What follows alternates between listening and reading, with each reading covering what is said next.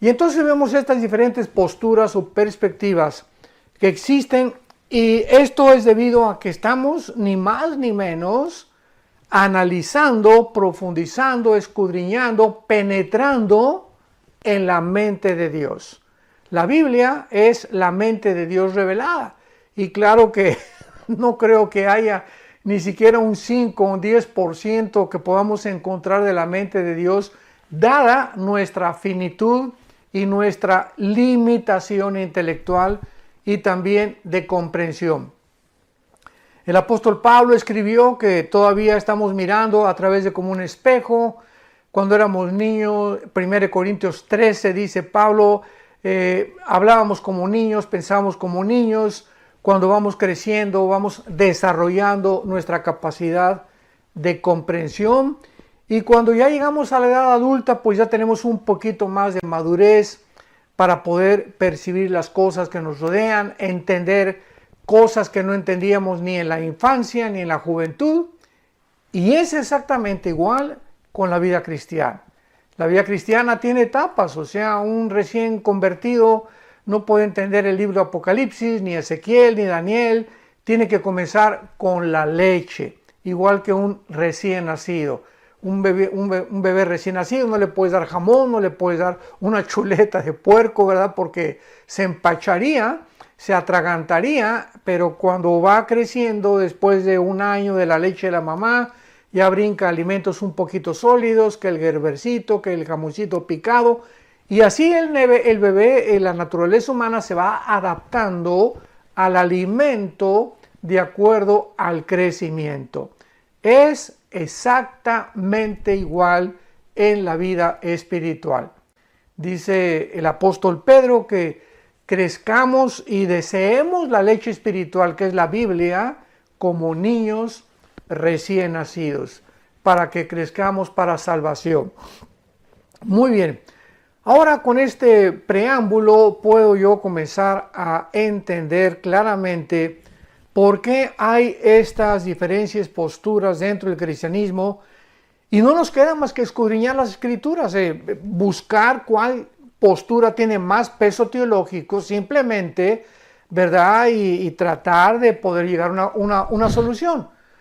¿Por qué creo esto? Porque no puede haber dos verdades. No puede haber tres verdades, o sea, algo tiene que ser, o una postura tiene que ser la real.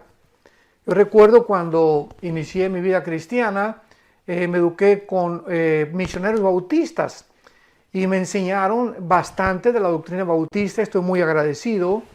Después estuve con hermanos pentecostales, los hermanos bautistas, vivíamos en Acapulco, se fueron y comencé yo a recibir la doctrina pentecostal, que todos desde luego somos hermanos en Cristo, ¿no? Pero la postura pentecostal tiene su perspectiva del bautismo del Espíritu Santo, de los dones espirituales, y después de los bautistas y los pentecostales, yo veo detrás de todo esto la mano de Dios, para que yo pudiera ver el panorama de la mayor parte de las denominaciones, posturas de hermanos, y poder darme cuenta que yo tenía que llegar a un momento en el que tenía que decidir con cuál doctrina me iba a quedar, qué doctrina iba a enseñar, pero con convicción. Porque cuando predicamos la palabra, tiene que ser predicada con autoridad y con convicción. Y pues, en tercer lugar, estuve con los presbiterianos. Estudié la famosa teología de la Reforma, el calvinismo, el hipercalvinismo, la doctrina de la predestinación, de la depravación humana, la expiación limitada, bueno, todo lo que enseña la famosa doctrina o teología de la Reforma. Y finalmente, pues yo tenía que encontrar un equilibrio. Fue lo que yo le pedí al Espíritu Santo, dame un equilibrio, Señor, ¿verdad? Porque todos mis hermanos tienen diferentes perspectivas, y esto es bueno porque así dependemos unos de otros, o sea, no nos vamos a tachar de herejes, ni mucho menos, simplemente son enfoques diferentes por causa de falta de muchas piezas del rompecabezas en la Biblia que no hemos encontrado, y otras veces por falta de estudio profundo de la palabra de Dios. Así que pues yo anhelo, ¿verdad?, que todos ustedes que nos escuchan y que ven estos videos y están aprendiendo de la Biblia, tú juzgues por ti mismo, después de analizar las evidencias que podamos presentar, realmente cómo pueden tener cabida dentro de tu alma, dentro de tu entendimiento, para que puedas trazar bien la palabra de verdad. Vamos a ver la primera y la segunda carta a los tesalonicenses, principalmente para examinar lo que el título de esta serie le he llamado el poder que detiene al anticristo. O sea, vamos a descubrir en estas dos cartas que el apóstol Pablo fue usado por Dios para una gran conversión de un gran número de residentes en la ciudad griega de Tesalónica. Pero no solo Pablo les enseñó las doctrinas principales de la salvación, sino que también les enseñó claramente y puso un orden. Y este orden es el que quiero seguir, porque nos va a demostrar claramente, pero así claramente, yo no encontraré ya otra forma de poder discutir estas doctrinas, más que siguiendo el orden que el apóstol Pablo en su primera carta y en su segunda carta establece escatológicamente del rapto o del arrebatamiento de la iglesia, de la gran tribulación, de la aparición del anticristo y de la segunda venida de Jesucristo. Entonces es importante ver esta cronología porque nos lleva a una conclusión que es a la que particularmente yo he llegado y a la que pienso que muchos de ustedes también honestamente van a llegar. Entonces el apóstol Pablo no solamente les enseñó las doctrinas a estos cristianos de la ciudad de Tesalónica, repito, era una ciudad griega, sino que también les enseñó el rapto, la aparición del anticristo, la gran tribulación y la segunda venida de Jesucristo. Pablo tuvo que salir de Tesalónica por la gran persecución que esta iglesia experimentó. Y más tarde les escribe, cuando ya se va a estas dos cartas, explicándoles claramente los dos aspectos de estos dos gran eventos. Repito, en estas dos cartas, Pablo tenía, guiado por el Espíritu Santo, que enseñarles los dos principales aspectos de estos dos eventos, del arrebatamiento de la iglesia y de la aparición del anticristo o la gran tribulación.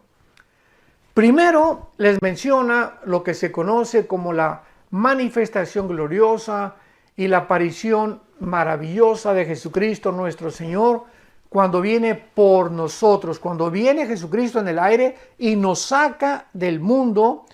Por eso se le llama arrebatamiento, o sea, harpazo en la palabra griega, que significa literalmente ser sacado súbitamente o ser arrebatado con fuerza, y del latín raptarus. Por eso son sinónimos, se puede usar rapto o se puede usar arrebatamiento.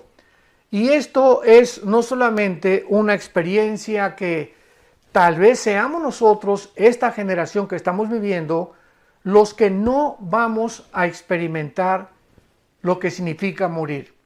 O sea, esta doctrina del rapto, como lo vamos a ver, era un misterio. En el Antiguo Testamento no está. En los Evangelios no la encontramos tampoco. Fue algo que Dios apartó de una forma soberana para enseñársela a un solo hombre.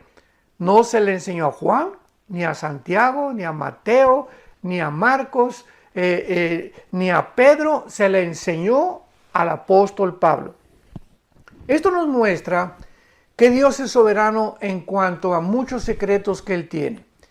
Y Él puede enseñarle a Isaías cosas que no le enseñó a Malaquías, cosas que no le enseñó a Zacarías, cosas que no le enseñó a Sofonías, a todos los profetas menores y a los mayores del Antiguo Testamento, pero que cuando ponemos a todos estos profetas y todas estas revelaciones que Dios le dio tanto en el Antiguo Testamento como en el Nuevo Testamento a diferentes hombres, nos damos cuenta la consistencia de la verdad.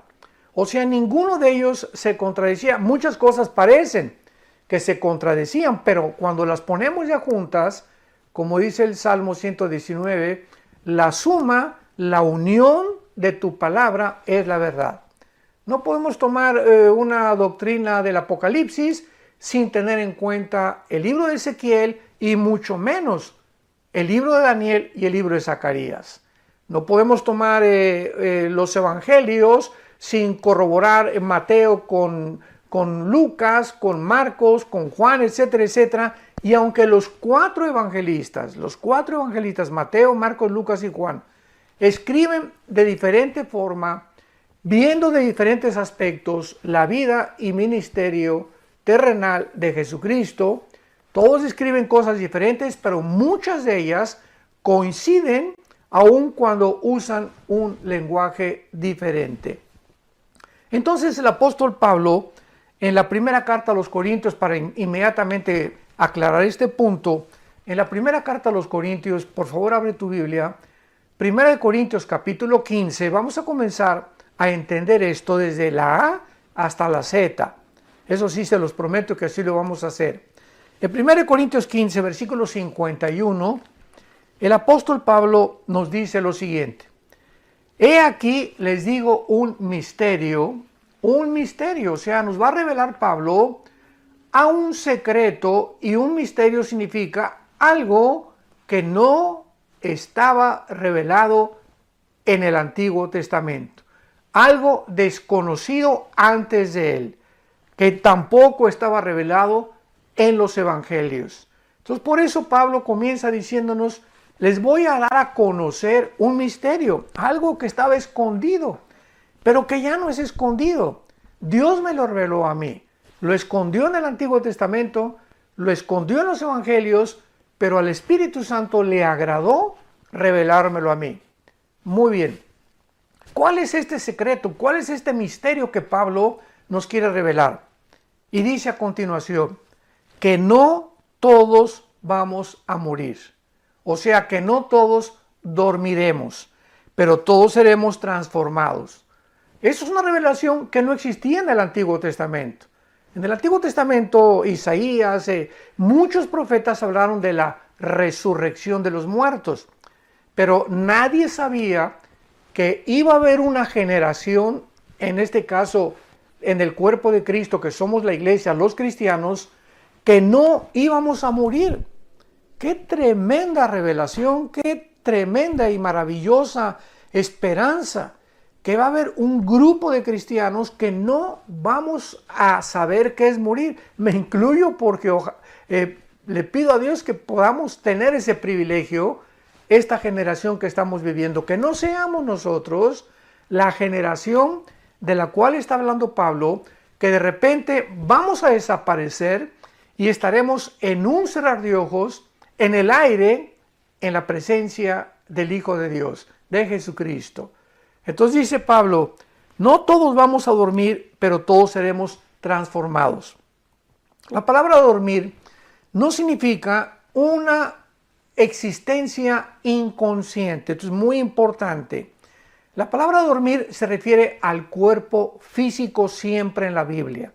Dormir es el cuerpo, pero la Biblia nos habla claramente, sin ningún lugar a dudas, que en el momento de la muerte, como en Génesis 35, etcétera, etcétera, sale de nuestro cuerpo el alma y el espíritu. En el momento de la muerte, tu alma y tu espíritu, mi alma y mi espíritu, sale inmediatamente del cuerpo y nos vamos, ¿verdad?, a la presencia de Dios, o los que no son cristianos, su alma y su espíritu salen para bajar al Sheol, que en el Nuevo Testamento se tradujo Hades, que es una transliteración del hebreo al griego. La palabra Sheol en el Antiguo Testamento se usó para el lugar no de la tumba, porque claramente nos muestra el Antiguo Testamento que en el Sheol las gentes estaban conscientes, tenían una existencia consciente.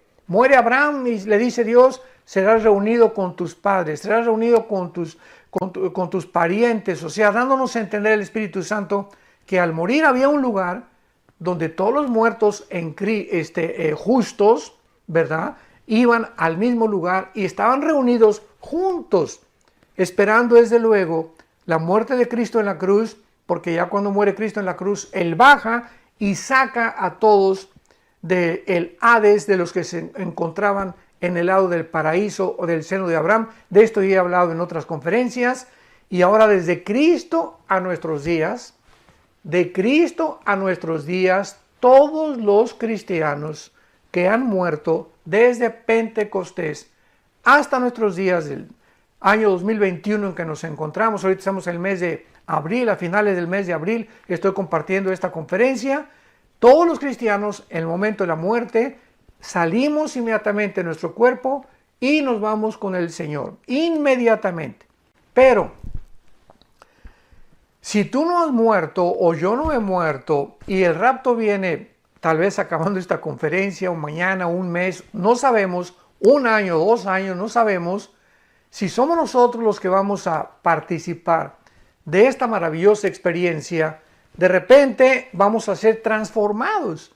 Vas a estar comiendo en un restaurante o manejando, un piloto en un avión, un chofer en un camión, un médico tal vez operando, o a lo mejor yo predicando, ¿verdad? No sabemos, pero si viene el arrebatamiento y viene el rapto de la iglesia, de repente vamos a desaparecer millones de personas, nuestra ropa se va a quedar ahí tirada y vamos en instantes, en milésimas de segundo, nuestro cuerpo corruptible, porque así nuestro cuerpo como lo tenemos, no puede ser transportado al cielo, porque es un cuerpo que no puede heredar, la carne y la sangre no puede heredar lo invisible, lo incorruptible. Un cuerpo imperfecto no puede estar en un lugar perfecto.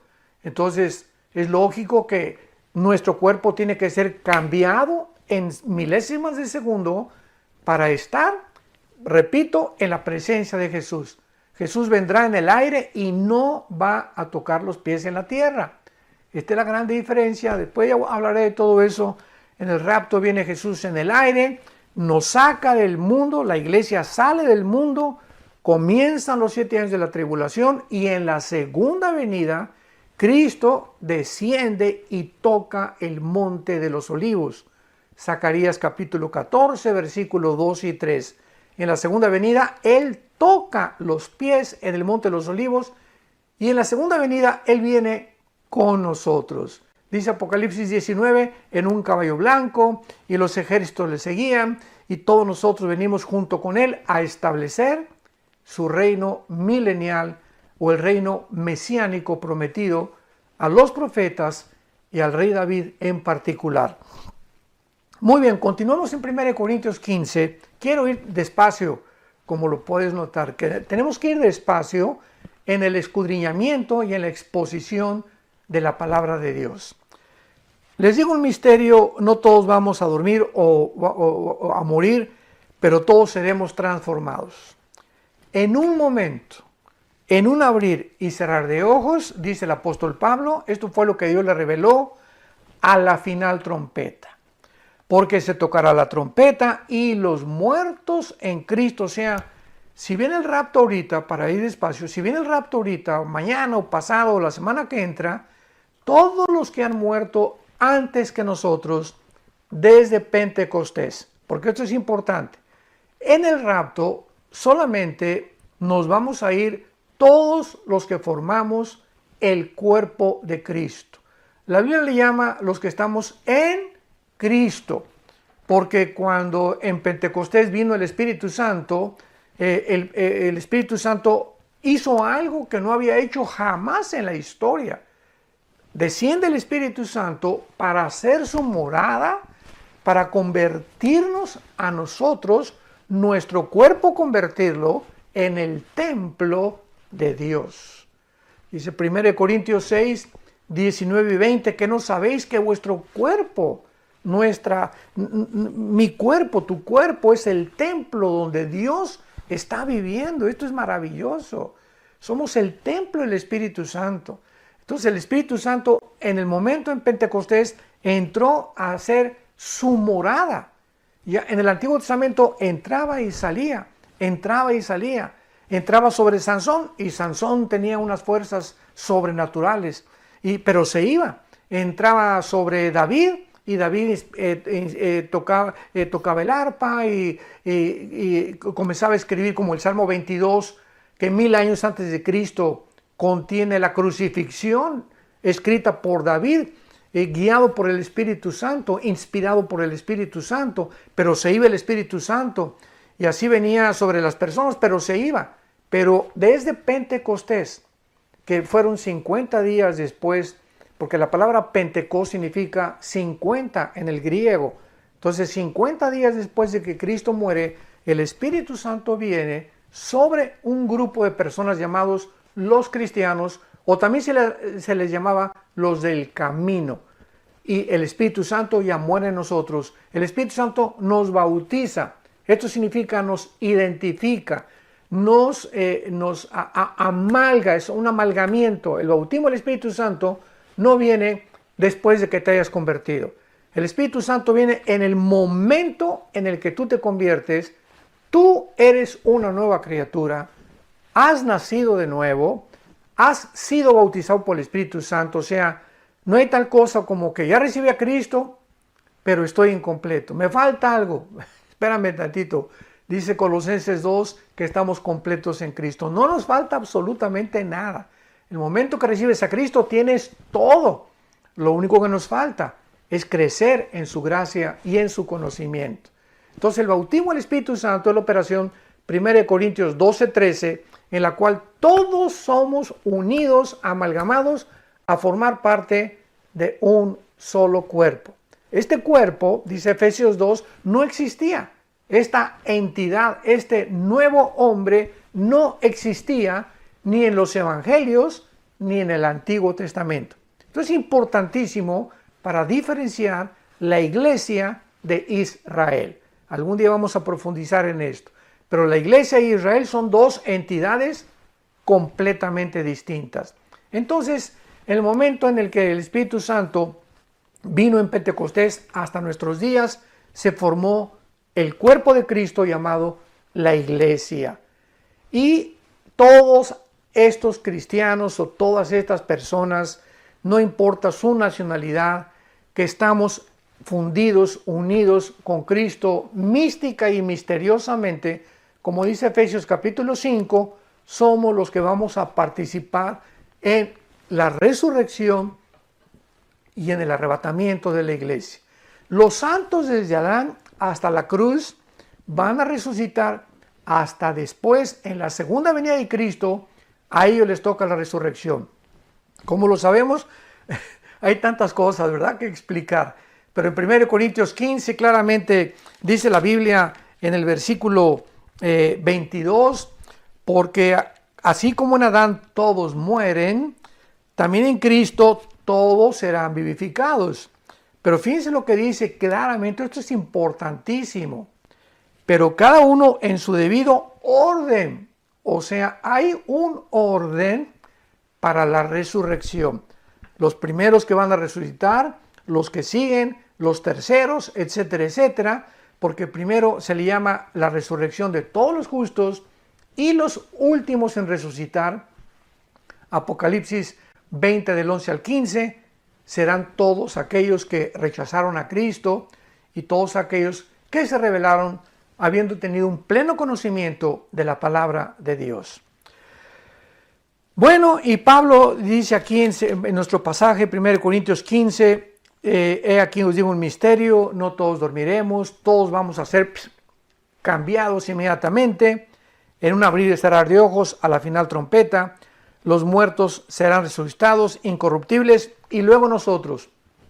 Si Cristo viene, os repito, mañana, ahorita, una semana, todos los muertos antes que nosotros van a resucitar primero.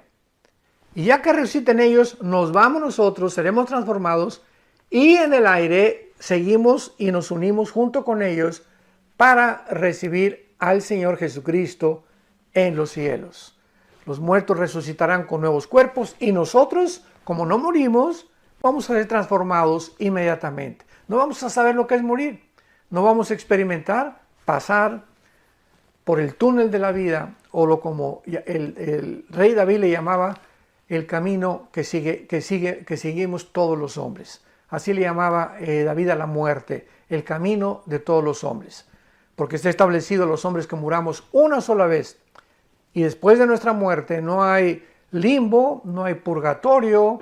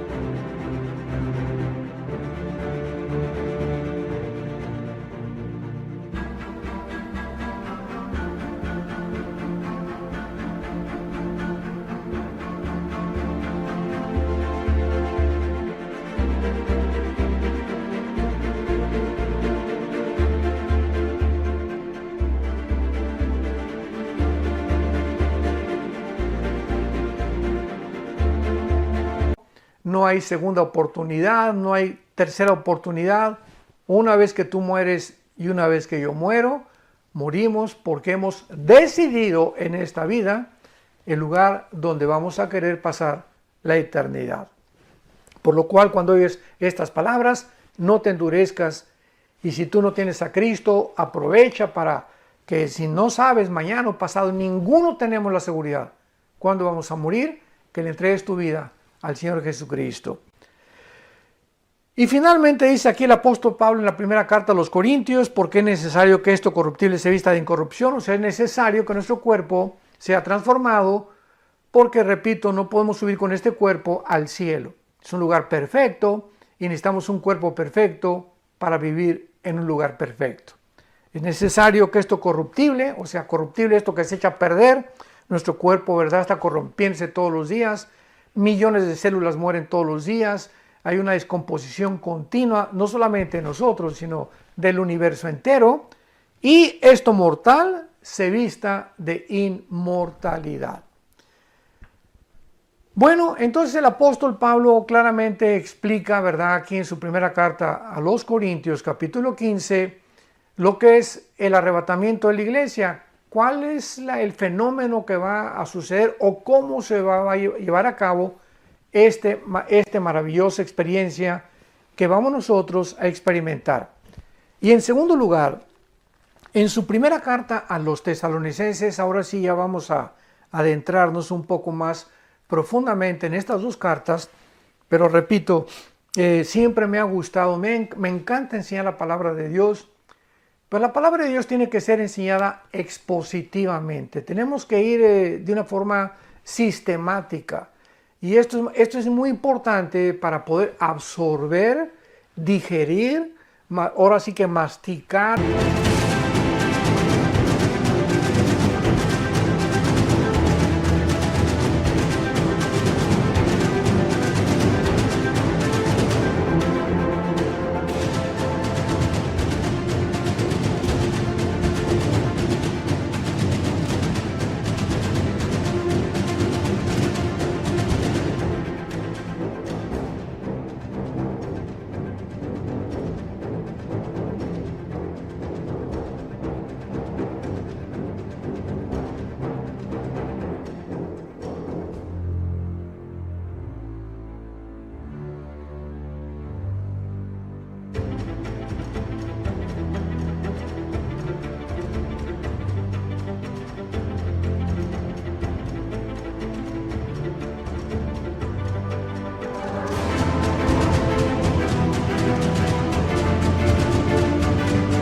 No atragantarnos claramente las enseñanzas del Espíritu Santo, pero más que nada tener hambre.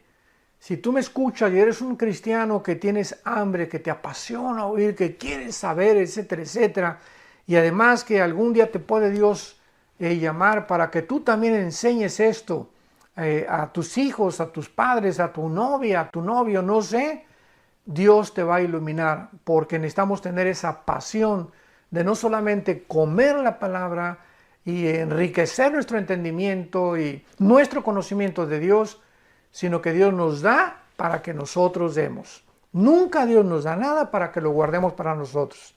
Dios le dijo a Abraham, te bendigo para que tú bendigas a los demás. Dios me da dinero para yo bendecir a los demás. Me dio talentos para bendecir con mis talentos a los demás.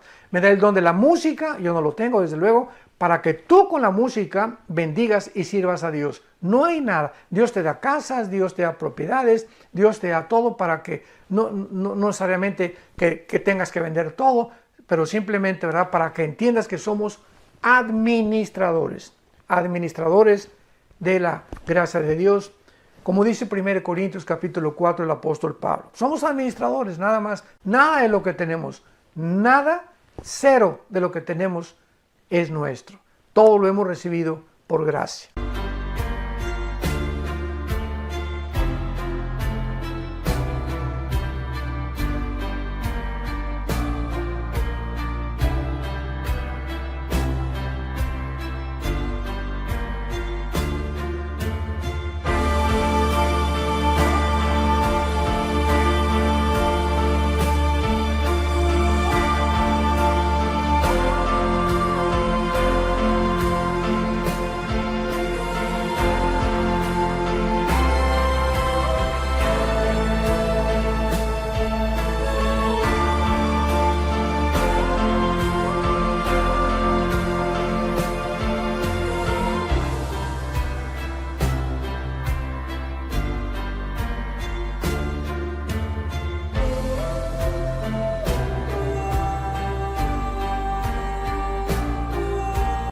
Muy bien.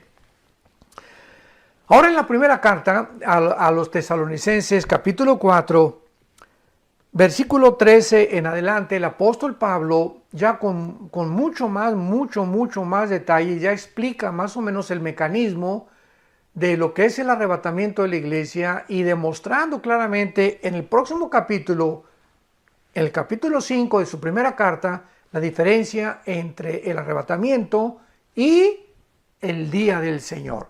O sea, los 7 años de la tribulación que se definen con la palabra o con el término el día del Señor. Y 4 veces en el Nuevo Testamento se menciona esta frase, el día del Señor, y las 4 veces se refiere a los 7 años de la tribulación, al tiempo de la ira o al día de Jehová del Antiguo Testamento. Y Pablo dice así, Primera de Tesalonicenses capítulo 4, versículo 15, por lo cual decimos esto en palabra del Señor. Es Cristo el que le enseñó esto al apóstol Pablo. Como lo vimos ya, fue una revelación dada a él. Por eso dice en palabra del Señor. No son palabras mías, son palabras del Señor, dice Pablo. Que nosotros, que vivimos, que habremos quedado hasta la venida del Señor, no precederemos a los que durmieron. Porque el Señor mismo con voz de mando, con voz de arcángel y con trompeta de Dios, descenderá del cielo. Cristo descenderá físicamente del cielo. ¿Se acuerdan en Hechos 1, versículos 8 en adelante, que ascendió Cristo a los cielos? Y los ángeles aparecieron junto a él, diciéndoles a los apóstoles qué es lo que ven, ¿verdad? Es así como sube Cristo, de la misma forma descenderá. Imaginémonos esto, en el arrebatamiento, va a descender del cielo, se va a detener a la mitad del cielo porque nadie lo va a ver más que nosotros, los que seamos arrebatados, y él, así como resucitó con su cuerpo glorificado, nos uniremos con él en el cielo para irnos con él en el cielo, y mientras pasan los 7 años de la tribulación aquí en el mundo, estaremos en el cielo en lo que se llama el tribunal de Cristo. Romanos 14:10, 1 Corintios 3 del 10 en adelante, que será el bema en el griego, o tribunal, bema en griego, que significa que seremos los cristianos juzgados. A ver, con cuidado. Los cristianos, cuando muramos, vamos a ser juzgados, no por la salvación, porque la salvación no la podemos perder. Ya nuestra salvación fue conquistada, ganada en la muerte de Cristo. Él nos dio la salvación que tenemos, una salvación que no es nuestra, que nos es imputada por gracia y que gracias al sacrificio de Cristo tú y yo podemos reunirnos con Él en algún día. Entonces nuestra salvación, ¿verdad?, no tiene que ver ya en el tribunal de Cristo, en el bema, con B grande, bema en el griego de Cristo. Repito, Romanos 14:10, 1 Corintios 3 del 10 en adelante. Entonces ahí en el juicio de Cristo, en el tribunal de Cristo, vamos a ser juzgados por nuestras obras. 2 Corintios 5:10, cada quien Dios le dará lo que hicimos siendo cristianos, porque nuestra vida antes de ser cristianos fue borrada completamente. No hay nada de antes de ser cristianos que Dios nos va a sacar o a acusar, porque el que está en Cristo, nueva criatura es. 2 Corintios 5:17, somos una nueva creación.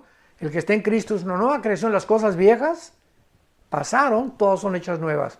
Entonces, en el tribunal de Cristo, vamos a ser juzgados por todos los dones y los talentos que Dios te dio.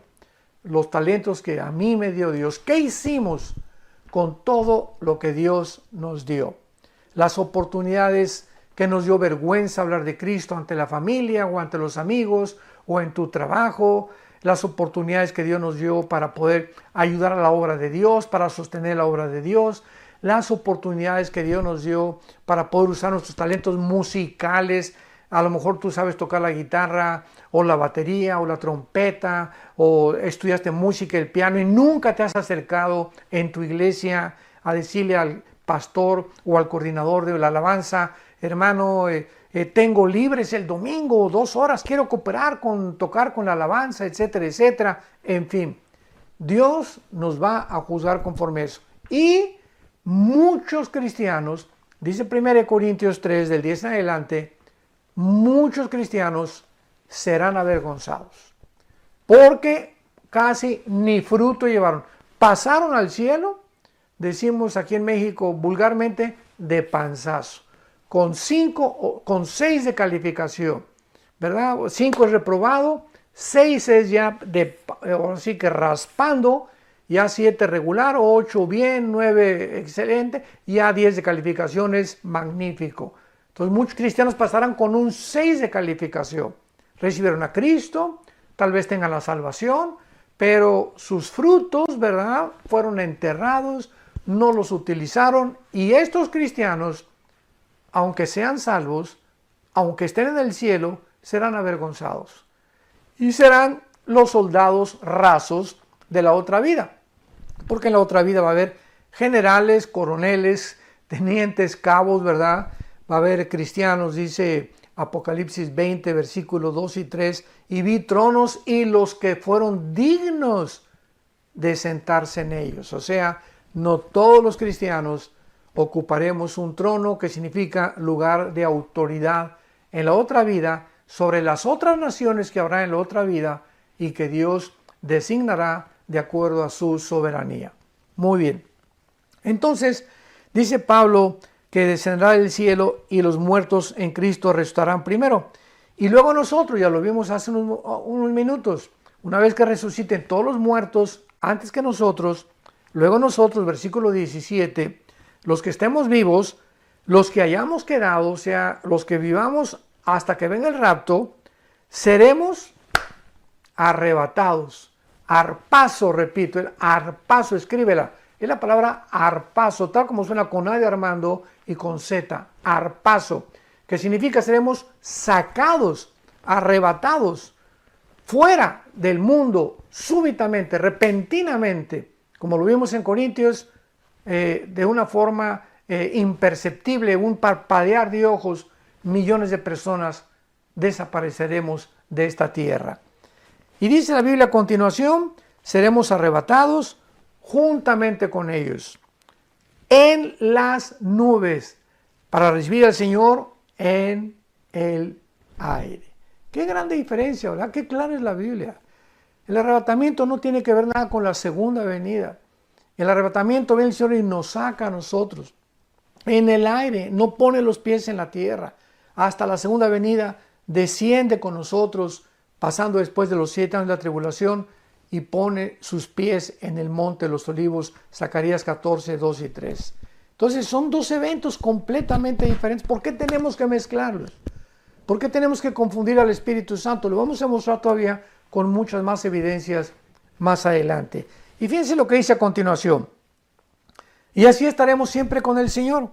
Por lo tanto, dice Pablo, en vista de esta maravillosa revelación, aliéntense, confórtense unos a otros con estas palabras. O sea, los cristianos no estamos esperando al anticristo ni la gran tribulación. Oye, si yo supiera que voy a pasar a la gran tribulación, pues realmente no me dejaría dormir, ¿verdad? ¿Y qué va a pasar? Y con mis hijos, y no vamos a comer, y vamos a ser, etcétera, etcétera, perseguidos. Y no es esta esperanza la que la Biblia nos da. La Biblia nos da una esperanza gloriosa, maravillosa, la manifestación y aparición gloriosa de Jesucristo, dice Tito capítulo 2, versículo 10, de Jesucristo en el aire para llevarnos con Él. Y este es el aliento que tenemos, que ya nos vamos. Ya no sabemos, pero ya se oye la voz del novio en el aire. Ya los cascos del Apocalipsis se escuchan en el cielo. Ya nos encontramos en la orillita. Estamos ya en el vértice, ¿verdad? Completamente ya de salir de este mundo y de que se acabe todo y de poder ver ya finalmente a Jesucristo y ya jamás enfermarnos, ni sufrir, ni llorar, ni lamentarnos, ni preocuparnos, ni estresarnos, ni nada, porque nuestras lágrimas serán limpias y serán secadas y descansaremos en el Señor y sabremos que valió la pena haber confiado en el Hijo de Dios en la cortita vida que tenemos en este mundo. Muy bien. Y para terminar, el capítulo 5 de Tesalonicenses, que podremos ya ver con muchísima más calma en la próxima conferencia. Vamos a ver en el capítulo 5 de la primera carta de los Tesalonicenses. Simplemente les hago un breve bosquejo.